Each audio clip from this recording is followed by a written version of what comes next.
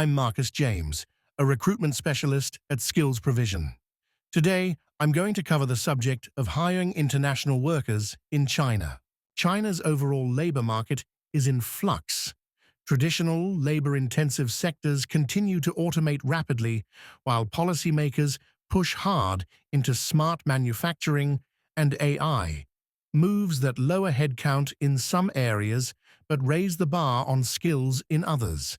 This is creating very specific shortages: robotics engineers, automation technicians, AI ML specialists, advanced manufacturing process engineers, and experienced semiconductor talent are all in short supply, even as lower-skilled roles face displacement. For domestic employers, that means international hiring remains most compelling where the skills are scarce locally or where global experience is mission-critical. American Chamber of Commerce data from early 2024 underscores the difficulties firms report in recruiting and retaining talent for China-based roles, particularly when sourcing from abroad, a challenge that persists despite border normalization.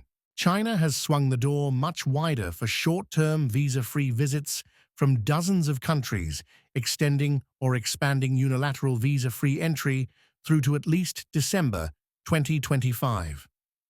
That makes it markedly simpler to bring candidates in for in-person interviews or short onboarding prep. But it does not change the need for a proper work authorization to take up employment. Companies apply for a notification letter of foreigner's work permit through the provincial online system.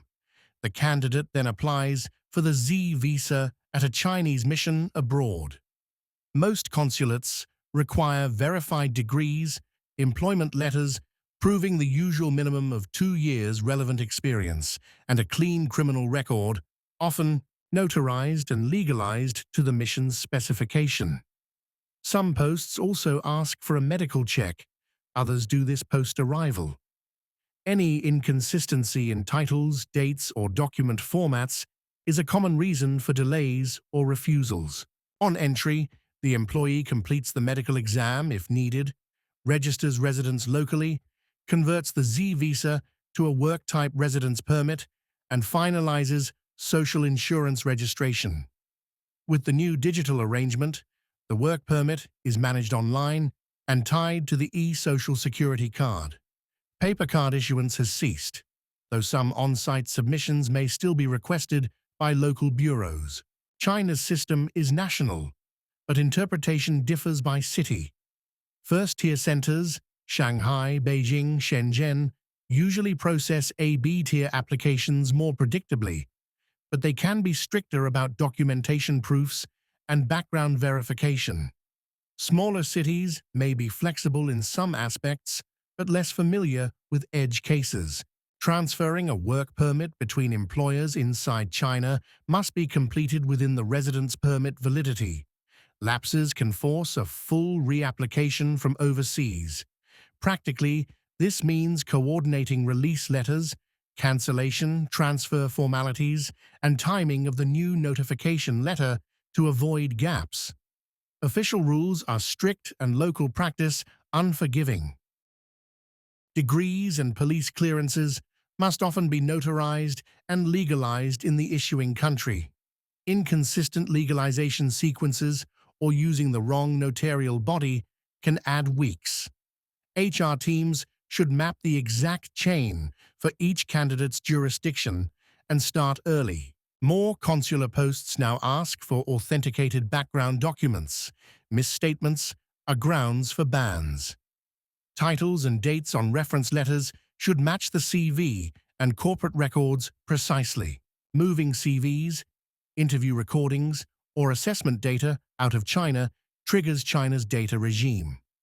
The March 2024 rules eased some transfer burdens and carved out exemptions. Broader national security legislation, including the revised State Secrets Law, May 2024, increases scrutiny around data access and due diligence. Roles that interface with sensitive sectors or datasets may face extra compliance steps, affecting role design and onboarding. Where international hiring is strongest: advanced manufacturing and robotics. Demand for integration engineers, control systems, and factory digitalization specialists is robust as firms automate, often blending imported know-how with domestic platforms. AI and software for hardware. Companies seek algorithm engineers who can deploy on edge devices and industrial settings, talent that remains globally scarce. Semiconductors. Ongoing localization drives sustained demand for experienced operators. Practical guidance for China-based employers hiring from abroad. Leverage expanded visa-free entry, where applicable, to bring finalists to China for interviews, facility tours, and culture checks. Run the work authorization process in parallel for your top choice. This de-risks fit while keeping momentum.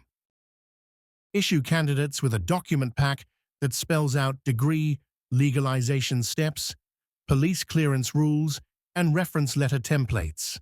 Ask for drafts early and pre-check for discrepancies before they go to notaries and consulates. It's faster and cheaper to catch errors upstream. Category A, high-end talent, routes are typically smoother and sometimes faster. Consider how title, salary, qualifications, and achievements are presented to meet the criteria and point thresholds. Align start dates, medicals, residence registration, and online work permit activation so nothing slips. With the digital work permit, ensure the employee can access the relevant app and that your HRIS captures the e-card linkage for social insurance onboarding. If your ATS, background screening, or skills testing sends personal data overseas, determine whether your volumes and data types fit the relaxed transfer categories, and document your compliance path, assessment, standard contract, or certification. Avoid ad hoc exports by staff. For globally mobile specialists, advancement pathways, international project exposure, and access to cutting-edge equipment are as decisive as salary, especially in AI robotics fields where talent wants to ship product at scale. Market signals from industry and WEF analyses support this. The bottom line: international hiring in China is more targeted than broad.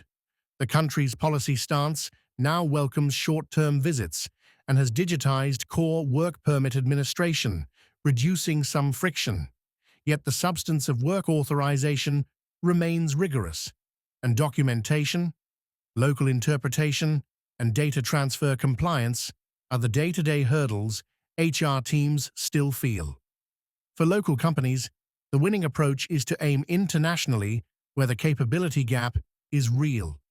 Run airtight, well-sequenced processes, and bake compliance, immigration, and data into the hiring design from the outset. Do that, and the current landscape is navigable, and for the right roles, genuinely advantageous.